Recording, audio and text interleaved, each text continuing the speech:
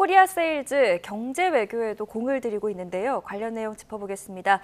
김재천 서강대 국제대학원 교수, 이정환 한양대 경제금융대학 교수 두 분 나오셨습니다. 어서 오십시오. 어서 오십시오. 안녕하세요.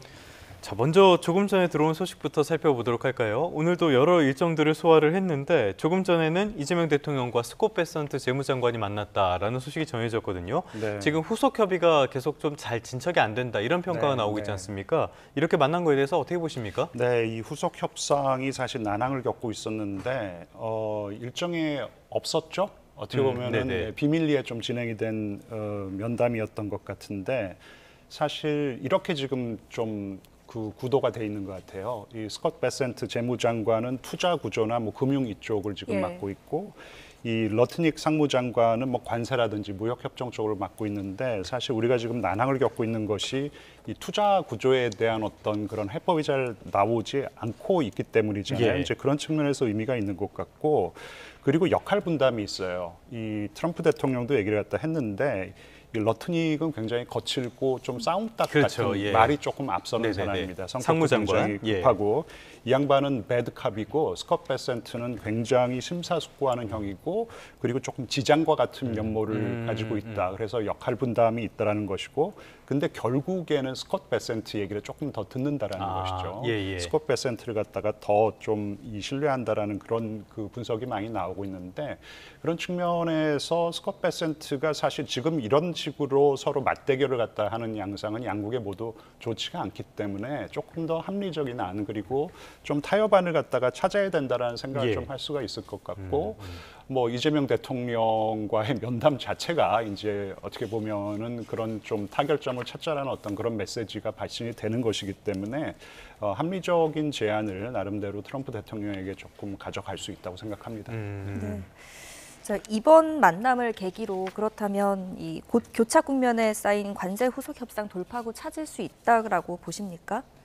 글쎄 지금 뭐 워낙 첨예하게 부딪히고 있는 상황이고 그리고 트럼프 행정부 입장에서도 쉽게 양보를 갖다 할 수 없는 것이 지금 미국 국민들이 다 지켜보고 있단 말이에요. 그래서 이런 어떤 관세 후속 협상에서 최대한 많이 얻어내는 것이 중요하겠죠. 이제 하지만 이 한국 입장에서는 조금 불리한 게 이 일본이 조금 나쁜 선례를 남긴 것이에요. 일본 같은 경우에는 사실 그래서 여러 이유가 있겠지만 이 미국에 대한 이 자동차 수출에 거의 이제 뭐 전력을 다하고 있는 목숨을 걸고 있다는 표현은 조금 과한 것 같고 그런 상황이라서 거의 이제 백지수표를 갖다가 내준 것인데 이런 선례가 있기 때문에 이런 선례를 지금 들이밀면서 한국에게 압박을 가하는 이 지금 국면이고 하지만 뭐 이게 all or nothing은 아닌 것 같아요. 이것을 뭐 미국 측 요구를 전부 다 받아줄 수도 없는 것이고 그렇다고 또 전부 안 받아줄 수도 없는 것이기 때문에 조금 재설계를 하면은 나름대로 타협안으로 절충을 할 가능성도 있다고 생각합니다. 알겠습니다. 말씀하신 것처럼 지금 우리와 베선트 재무장관 이렇게 회동이 있었고요.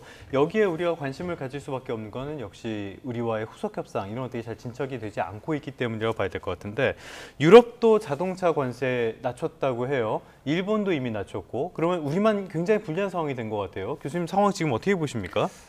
사실 이제 투자 약속한 것들 때문에 이제 문제가 된다라고 말씀드릴 수 있겠고요.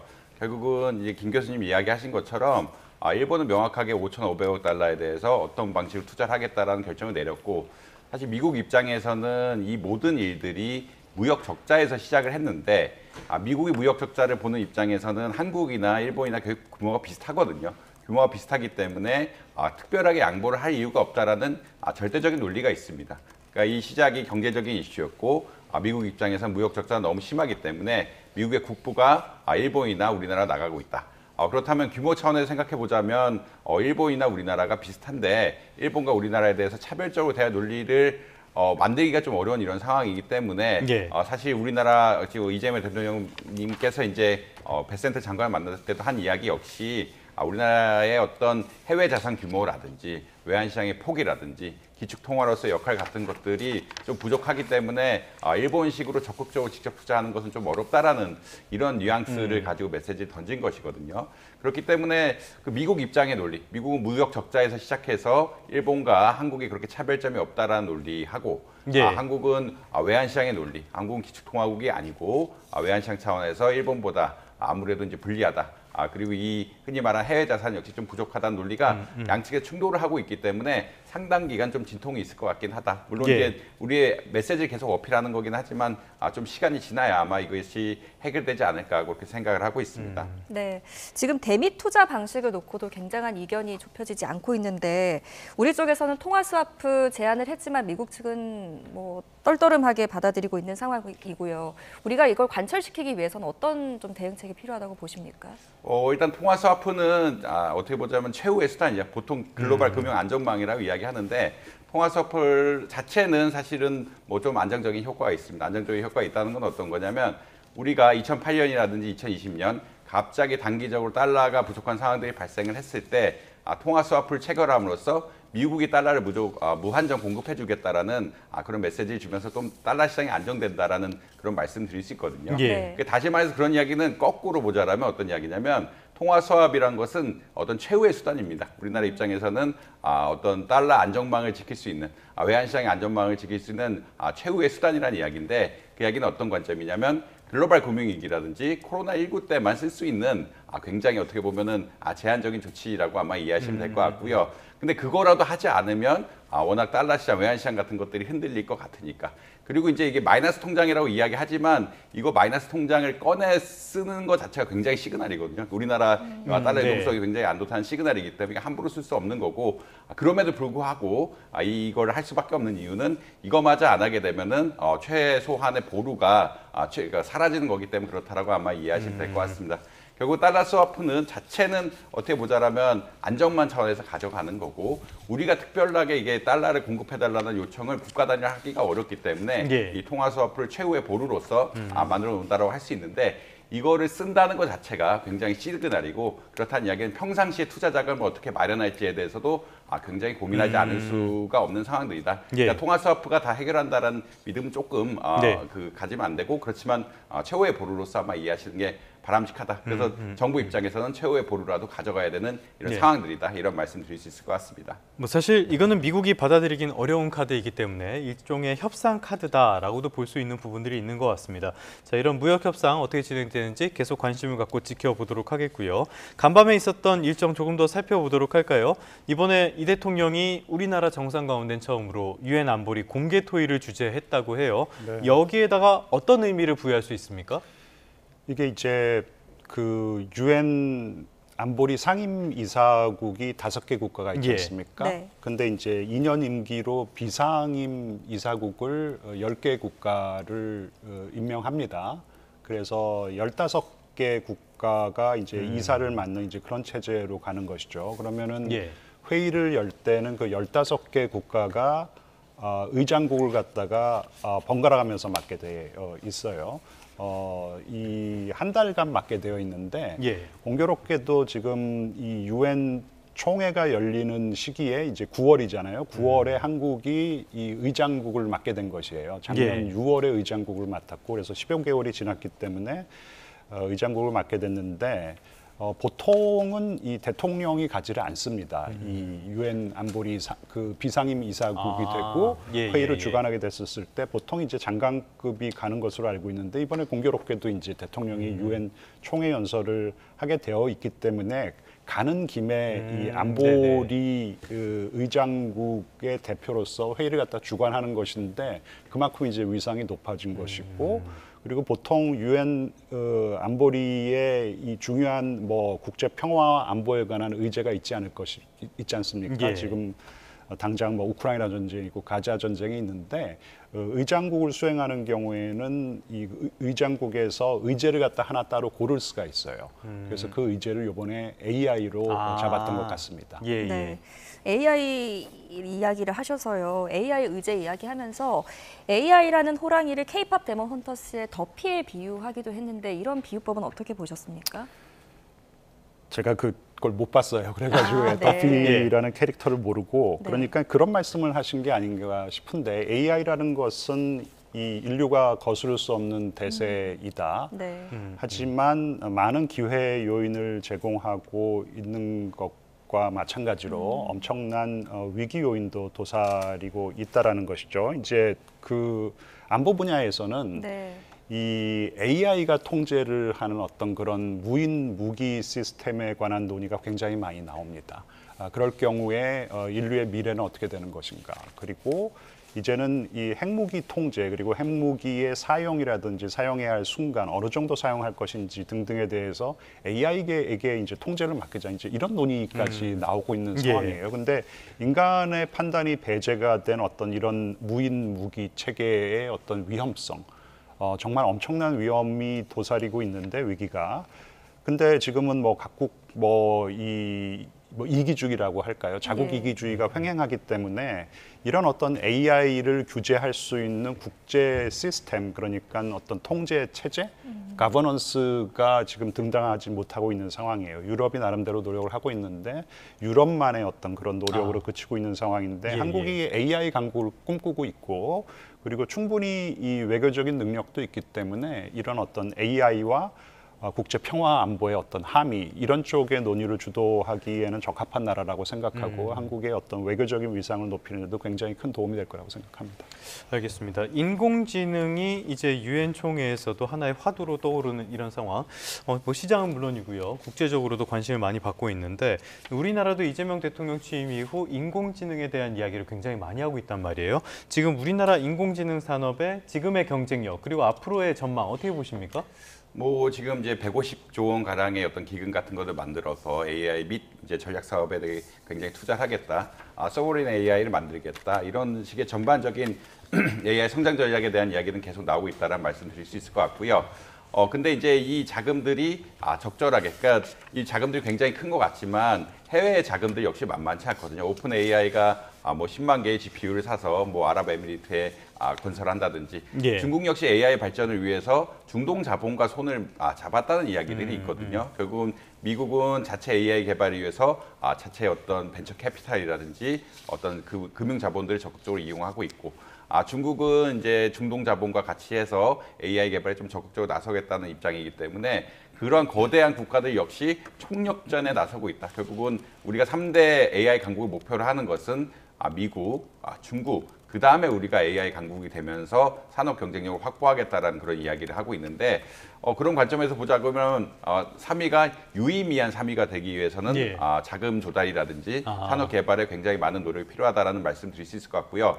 그리고 최근에 논의가 되지 않는 부분이 하나가 있는데 이제 교육 관련 부분입니다. 그러니까 교육 관련된 건 어떤 거냐면 우리나라의 AI 산업 전략이 어떤 거기 때문에 어떤 인력들이 필요하고 어떤 인력이 필요하면은 교육 시스템 자체를 어떻게 바꿔야 된다. 이게 전반적으로 AI라는 것이 사람이 하는 일이고 휴먼 캐피탈이 중요한 것이기 때문에 이 휴먼 캐피탈에 대한 내용이 좀 지속적으로 나와야 되는데 그 부분이 약간 부족한 측면들이 있다라는 말씀드릴 수 있겠고요.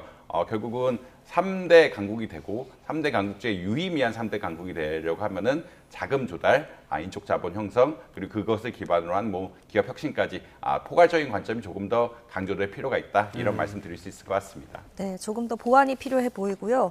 계속해서 그 이재명 대통령의 유엔 기조연설 좀 살펴보겠습니다. 이른바 END 구상을 내놨는데 교수님께서는 어떻게 들으셨습니까? 한국의 역대 정부가 이 발족을 하면은 대북 정책에 대한 구상을 발표합니다. 제가 판단하기에는 엔드라는 이 대북 정책 구상은 역대 정부의 관여 정책과 뭐 좀 일맥상통한다고 생각을 합니다. 한국의 역대 정부는 뭐 이 진보 보수 따질 것 없이 이 정도의 차이겠지만 관여 정책을 구사했다고 생각을 하거든요. 그래서 지금 E는 이 exchange, 그러니까 교류를 하자라는 것이죠. 그 단계를 지나서 N은 normalization, 그러니까 관계 정상화를 하자라는 것이고, 예. D는 이 마지막 단계 denuclearization, 이 비핵화를 하자라는 것인데 이제 순차적으로 가자라는 것이고, 뭐 구상은 좋은 것 같은데 단지 하나는 북한이 과연 호응을 하겠냐라는 것이죠. 예. 북한은 사실 교류 단계에서부터 반대를 할 가능성이 높을 것 같아요. 지금 북한의 적대적인 두 국가론이라는 것이 한국과 교류를 하면은 그 교류가 무슨 경제 교류든 아니면 문화 교류든 간에 한국의 문물이 이 북한으로 들어오는 것이고 그렇다면은 북한 주민들이 동요를 할 것이고 네. 그럴 경우에는 그런 것들이 결국은 이 정권의 불안정을 초래할 요인으로 작용을 하기 때문에 그 단계부터 막자라는 것이기 때문에 예. 뭐 교류라면은 현금성의 지원, 경제 지원은 뭐 북한이 이 반대할 이유는 없겠죠. 그렇기 때문에 뭐 이런 어떤 단계적인 아이디어 그리고 북한에게 계속해가지고 조금 좋은 어떤 이 메시지를 보내는 것은 유화적인 메시지를 보내는 것은 굉장히 중요한데 이제 관건은 얼마나 북한이 호응을 하겠느냐. 근데 그 예. 부분에 있어서는 조금 더 지켜봐야 된다고 생각합니다. 일단 북한 쪽에서 나오는 메시지는 이 연설 전이었습니다만 우리에게 그렇게 좋은 메시지는 아닌 것 같고요. 네네. 또 일각에서는 이게 자칫 북핵을 용인하게 될 가능성도 있다. 이런 위험성도 내포한 게 아니냐 이런 평가도 나오거든요. 여기에 대해서 교수님은 어떻게 보십니까? 일단 지금 북한과의 어느 정도 의미 있는 대화를 촉진시키기 위해서 좀 비핵화 담론을 굉장히 뒤로 조금 밀어놓은 예. 부분이 있는 것이죠. 그래서 사실 이 비핵화에 관한 담론은 이재명 대통령이 이 유엔 총회를 가시기 전에 이재명 정부에서 뽑았던 조금 슬로건이라고 해야 될까요? 표제어는 동결 그리고 축소 그리고 비핵화였습니다. 예. 그러니까 동결부터 하자라는 것인데 근데 사실 동결이라는 것도 엄격한 의미에서는 그러니까 저쪽 비핵화 이 그쪽에서 쓰는 언어로서의 이 동결이라는 것은 굉장히 엄격합니다. 그러니까 모든 핵 프로그램과 핵을 은닉해 놓은 어떤 장소를 갖다가 다 리포트 네. 보고를 해야 되는 것이고 그리고 그러한 장소들 프로그램을 갖다가 정말로 동결을 했는지 검증을 받아야 되는 것이에요. 예. 그렇다면 상당히 문턱이 높은 거기 때문에 어느 순간서부터 이 동결이 아니고 중단이라는 표현을 쓰기 시작했습니다. 대통령도 이번에 유엔 총회 연설에서 중단 먼저 얘기를 했어요. 중단, 축소, 비핵화라고 얘기를 했는데 중단이라는 것은 나름대로 쉽죠. 왜냐하면 지금 도발을 중단하는 것이 될 수도 있는 것이고 지금 핵 프로그램 가동하는 것들을 그냥 중단하는 것이 될 수가 있는 것이에요. 거기에 대한 뭐 보고라든지 검증의 의미가 반드시 따르는 것도 아니고 사실 2018년 북미 대화가 이런 식으로 이제 좀 촉발이 됐거든요. 북한이 본인들의 어떤 도발과 그리고 이제 핵 미사일 프로그램의 모라토리엄을 선언을 했던 것이에요. 그래서 그런 방법으로 조금 돌아가 보자라는 것 같아요. 그러니까 문턱을 갖다 굉장히 낮춰준 것이죠, 사실. 네, 예. 동결이 아니라 지금 중단이라고 얘기를 한 것은 문턱을 굉장히 낮춰준 것이기 때문에 이 정도면 이제 좀 한번 들어와 이제 이런 것인데, 근데 이제 북한의 전략적인 어떤 입지라는 것이 너무 강화가 됐어요. 요즘 뭐 신냉전 얘기를 많이 하잖아요. 진영화의 구도에 있어서 나름대로 미국 이 그렇게 필요하지도 않고 중국과 러시아가 지금 뒤를 봐주고 있기 때문에 지금 제가 보기에는 북한은 저 꼭대기 위에 올라가 가지고 지금 협상을 하고 싶어 합니다. 그러니까 비핵화에 뭐 비읍자만 나오더라도 핵과 관련된 어떤 얘기가 나와도 이 대화에 나올 용의가 없기 때문에 지금은 좋은 아이디어를 내는 것이 일단은 중요하고 하지만 일단 북한과의 대화를 위한 대화를 하기 위해서 비핵화 이라는 얘기를 갖다가 아예 꺼내지도 못하면은 실질적으로 북한의 이 핵보유국임을 좀 국제사회에서 인정해 주는 것이 되고 이제 그런 상황이 정말로 오래 지속된다면은 북한은 핵보유 국가로 인정을 받는 것이고 그렇게 행동할 가능성이 높아지는 것이죠. 네. 지금 북한이 원하는 것 중에 또 하나는 대북 제재 해제하는 거잖아요. 근데 이게 현실적으로 좀 쉽지 않은 문제 아닙니까? 아무래도 이제 러시아 우크라이나의 전쟁까지 어떻게 보면 북한이 도와주다 보니까 이런 제재를 어떻게 해제하기는 쉽지 않은 이런 상황들이다라고 말씀드릴 수 있을 것 같고요. 근데 이제 미국 아까 뭐 김 교수님 계속 강조하신 내용이 사실 북한 입장에서는 이번 러우 전쟁 참전을 통해서 러시아가 사실 혈맹과 같은 관계가 됐기 때문에 혈맹과 같은 관계가 됐다는 이야기는 한국 경제적 지원에 있어서도 영수증을 굉장히 요구할 가능성이 높기 때문에 북한의 입지들이 굉장히 좋아졌다라는 이야기는 한 이야기가 나올 수밖에 없다. 이런 상황들이 됐다라는 일단 말씀드릴 수 있을 것 같고요. 또 중국과 미국 간의 갈등이 이제 경제 갈등, 이게 안보 갈등으로 발전되다 보니까 중국 입장에서도 북한을 도와주지 않으면 안 될 상황들이 자꾸 조성이 되고 있거든요. 그런 이런 관점들이 굉장히 중요하다. 그러니까 북한 입장에서는 당연히 경제 제재를 풀어달라고 요구하는 게 당연한데 시급성 차원에서는 예전보다 떨어졌다. 왜냐하면 북한의 중요성이 중국과 미국 간의 어떤 경제 관계, 북한과 러시아 간의 어떤 혈맹 관계에 있어서 위치가 좋아졌기 때문에 이것을 당연히 해결하는 게 좋지만 뭐 안 받아도 이게 지금 상관없다는 수준까지는 거기 간 것이 아니냐. 왜냐하면 지원받을 것들이 너무 많기 때문에 예. 이런 북한 입장에서는 그렇게 나쁘지 않은 이런 상황들이다. 물론 제재를 풀어달라는 게 당연한 순서긴 한데 네. 지금 뭐 국제정세적 상황상 그리고 북한이 가진 어떤 중요성상 북한이 그렇게 나쁜 상황은 아닌 것 같다라는 뭐 평가를 내릴 수 있을 것 같습니다. 알겠습니다. 저희가 지금 화면으로 보여드리고 있는데요. 북중러 정상이 중국 전승절 열병식의 한 자리에 선 모습 화면으로 확인할 수가 있는데, 자, 여러 가지 이게 두 분 말씀을 종합해 보면은 결국엔 북한에 여러 가지 좀 여유가 생겼다 이런 측면으로 볼 수가 있을 것 같아요. 트럼프는 만나자고 하고, 그런데 김정은은 지금 비핵화를 아예 전제하지 않는다면 만날 수 있다. 이거는 안 만나겠다는 얘기로 봐야 되는 겁니까?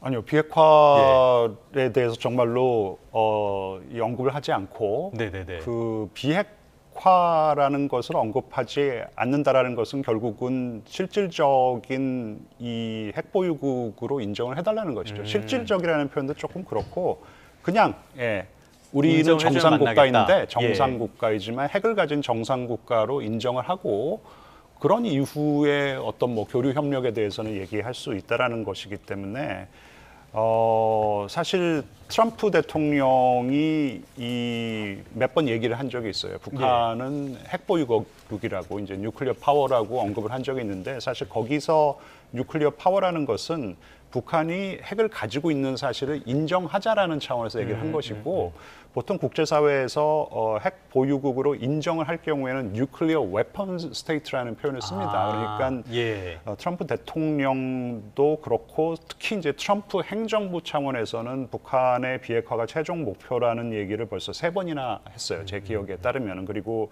유엔 총회를 앞두고 한미일 이 외교장관이 회동을 하고 공동선언문이 나왔는데 거기에 이제 북한의 비핵화를 최종 목표로 한다라는 것을 굉장히 강력한 언어를 동원해가지고 이렇게 이 명시를 해놨습니다. 이제 그런 상황에서 트럼프 행정부, 트럼프 대통령도 이번에 유엔 총회에서 북한에 대한 얘기를 갖다 전혀 하지 않은 것은 지금 북한의 비핵화라는 것이 트럼프 행정부의 당면 목표인데도 지금 거기에 대한 어떤 언급을 전혀 하지 않고 김정은이 요구하는 대로 북미 정상회담을 재개하기에는 조금 정치적인 부담이 있는 것이죠. 네.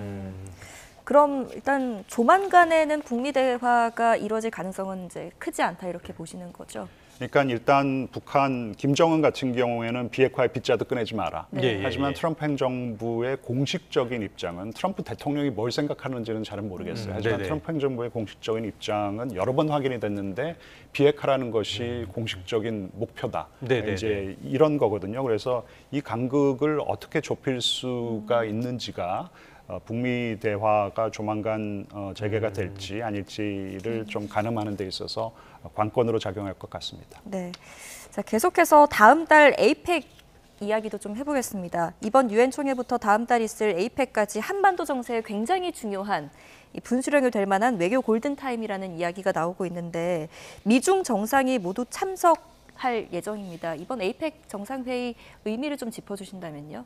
네, 지금 뭐 이 유엔 총회를 시작으로 사실 어떻게 보면은 한국의 이 다자 외교의 어떤 시절이 열렸다라고 말씀드릴 수가 있을 것 같아요. 유엔 총회 같은 경우에는 190여 개국의 이 정상 대표들이 참여하는 정말 다자 외교의 꽃이라고 할 수 있고, 그리고 아펙 정상회담은 이제 한국에서 개최가 된다라는 것이고, 트럼프 대통령 그리고 시진핑 주석이 모두 참여할 가능성이 굉장히 높아졌습니다.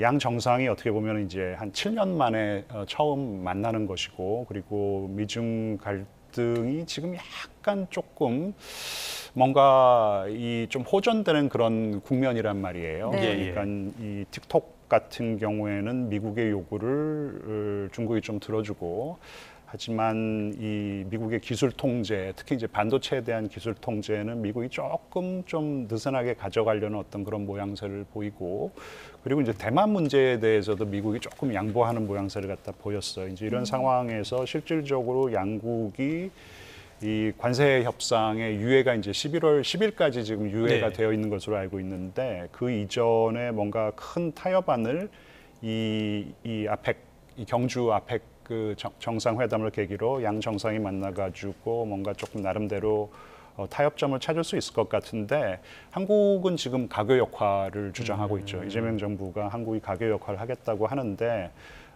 실질적으로 제가 뭐 생각하기에 뭐 이 양 정상을 한국이 좀 앉혀놓고 뭔가 이렇게 해라 저렇게 해라 이렇게 훈수를 둘 수 있는 입장은 아니고, 물리적으로 어떤 장소를 제공한다라는 거, 이제 그게 가교 역할이라면은 그거는 가교 역할을 하는 것이지만, 실질적인 어떤 가교 역할을 정말 하려면은 한국이 뭔가 이 지금 굉장히 어렵지 않습니까? 지금 뭐 전쟁은 이 끝날 기미가 보이지 않고, 그리고 이 아까도 말씀드렸지만 이 자국 이기주의 때문에 이 국제 질서가 굉장히 어려움을 갖다 겪고 있는데, 어떻게 하면 이런 것들을 갖다 좀 극복해 나갈 수 있는지, 그러니까 AI에 대한 어떤 가버넌스도 참 좋은 얘기라고 생각을 갖다 하는데, 그렇다면은 이재명 정부가 나름대로 한국의 어떤 비전을 갖다 조금 제시를 해야 된다고 생각합니다. 동북아에서의 어떤 새로운 질서, 아시아에 있어서 새로운 질서, 뭐 국제 질서에 대한 비전을 갖다가 제시할 때 뭔가 미국, 중국뿐만 아니라 다른 국가들도 호응할 수 있는 어떤 그런 좀 가교 역할, 이런 거를 할 수 있을 거라고 생각을 합니다. 굉장히 지난한 과제지만 나름대로 비전을 갖다 만들어서 국제사회의 호응을 받는 것이 진정한 가교 역할이라고 생각합니다. 알겠습니다. 이번 에이펙 정상회의에서 미중 정상이 만날지 안 만날지, 만나서 뭐 유의미한 이야기를 할 것인지 안 할 것인지, 이런 거에 관심을 갖는 거는 일단 우리에게 미치는 경제적인 여파가 워낙 크기 때문이라고 볼 수가 있겠는데요. 일단은 어느 정도 앞두고 교수님도 말씀해 주신 것처럼 중국이나 미국이나 약간씩 유화적인 메시지가 나오긴 하는 것 같아요. 트럼프 압박에 결국에 중국이 개발도상국, 이 특혜를 포기하겠다 이렇게 밝혔다는 소식도 있는데, 여기는 어떤 의미가 있는 겁니까? 일단 최근 중국 경제 지표들을 보면은 상반기는 좋았습니다. 예측보다 경제 성장률 같은 것들이 좀 높게 나오면서 상반기는 좋았는데, 이제 8월 지표들을 보니까 예측보다 떨어지는 이런 상황들이 발생을 하고 있거든요. 그렇다는 얘기는 관세 효과라든지 미중 경제 갈등에 따라서 수출 같은 것들이 좀 어려워지고, AI 성장이라는 동력 같은 것들이 찾고 있긴 하지만, 흔히 말하는 과투자 문제, 그러니까 다른 산업들에 대한 과잉 투자 문제들이 계속 나오면서 좀 수익성이 떨어지는 것이 아니냐라는 입장이 계속 나오고 있습니다. 그렇다는 이야기는 하반기에 이제 상반기보다 안 좋을 것 같고, 이런 추세가 혹시나 관세 협상이 타결되지 않는다라고 하면은 지속될 가능성들이 굉장히 많기 때문에 중국 측 입장에서도 좀 어떻게 보면 관세를 정리할 필요가 있다라는 말씀드릴 수 있겠고요. 그리고 최근 이제 중국의 전략이 어떤 거냐면, AI 산업들은 육성을 하지만 나머지 산업 분야에 대해서는 구조조정하겠다. 그렇기 때문에 성장률을 어느 정도 제어를 하겠다라는 그런 입장으로 계속 나오고 있는데, 그것이 전제가 되려고 하면 이제 수출 같은 것들이 원활하게 이루어져야 되는. 그러니까 이제 잘하는 기업들을 남기겠다라는 이야기인데, 잘하는 기업을 남겨서 수출이 안 되면 또 그거 역시 과잉 투자가 되는 거거든요. 그렇기 때문에 이 에이펙 즈음을 해서 이제 관세 협상을 타결하고 수출에 대해서 원활하게 가야 되는 게 중국 입장이라고 보시면 될 것 같고, 그렇기 때문에 WTO의 어떤 150개의 어떤 개발도상국이 혜택, 관세 차원에서 혜택이라든지 여러 가지 혜택들이 있는데, WTO가 이제 자유무역 체계를 지향하면서 전반적으로 무역에 대한 장벽을 내리자라고 하고 있지만, 아무래도 선진국과 개발도상국 간의 차이가 있기 때문에 개발도상국에 대해서 좀 혜택을 준 것들이 있었고, 그것은 사실 중국이 가지고 있었던 상황인데, 그것을 배제하고 이제 어떻게 보면 관세 협상에 적극적으로 나서겠다라는 좀 메시지를 보이고 있다라고 아마 이해하시면 될 것 같습니다. 그것의 기반은 아까 말씀드린 대로 중국의 경제 상황, 하반기가 생각보다 안 좋을 수 있다. 그리고 이제 중국이 해야 되는 과제들, 결국은 일반 제조업 분야는 AI는 성장시키지만 일반 제조업 분야는 구조조정을 해야 되는 이런 상황들이 맞물려 있다라는 이런 말씀드릴 수 있을 것 같습니다. 알겠습니다. 그렇다면 교수님께서 보시기에는 미국과 중국 양쪽이 조만간 유의미한 진전을 발표할 가능성 어떻게 보십니까? 상당히 높다라고 이야기할 수 있겠고요. 이미 트럼프 대통령이 지금 발언을 계속하고 있죠. 무역 협상이 진전이 잘 되고 있다. 에이펙에 가서 만나겠다는 입장 자체가 굉장히 큰 시그널이다라고 아마 이해하시면 될 것 같습니다. 이게 협상이 잘 진행되고 있지 않거나 어떻게 보면 협상이 지지부진하고 미국 쪽에 우호적으로 해석될 수 있는 사항들이 나오지 않는다 그러면 대통령 입에서 이런 이야기가 나오고 싶지 않거든요. 예. 어느 나라 대통령 입장에서 마찬가지고 이런 것 자체가 협상 자체가 좀 원활하게 가고 있는 이런 상황이 되고 있다. 이런 것에 대한 시사점이다. 그리고 이것이 미국의 이해관계랑 중국의 이해관계가 다 맞는 상황이다. 이런 것들을 지적하고 싶습니다. 네, 알겠습니다. 오늘 여기까지 듣겠습니다. 김재천 서강대 국제대학원 교수, 이정환 한양대 경제금융대학 교수 함께했습니다. 잘 들었습니다. 고맙습니다. 감사합니다.